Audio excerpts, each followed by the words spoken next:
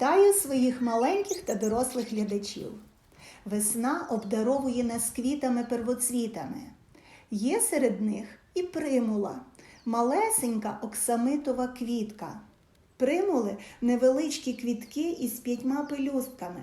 Вони бувають різних кольорів – білими, рожевими, жовтими, бусковими. Примус в перекладі з латинської мови означає «перший».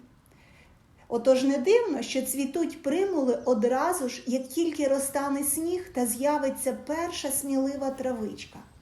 До речі, жителі Англії вірять, що під листям примули ховаються маленькі феї та гноми, аби не намокнути під дощем.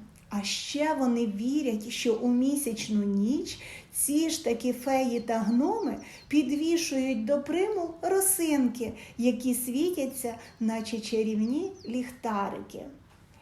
Давайте спробуємо намалювати квітник із примулами. Ви бачили, що у цієї рослини багато листочків.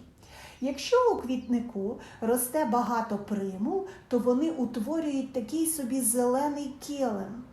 А допоможе його нам створити звичайна губка, яка подружилась із зеленою фарбою.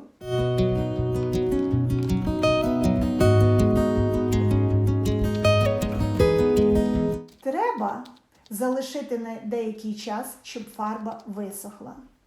Квіточки ми намалюємо з допомогою коктейльної трубочки, один кінець якої розріжемо на декілька смужок. Пропоную виростити у нашому квітнику примули різних кольорів.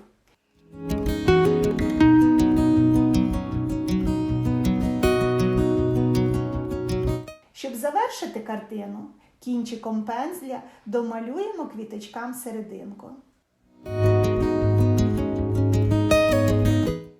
Тепер черга за вами. Малюйте і робіть світ довкола яскравим.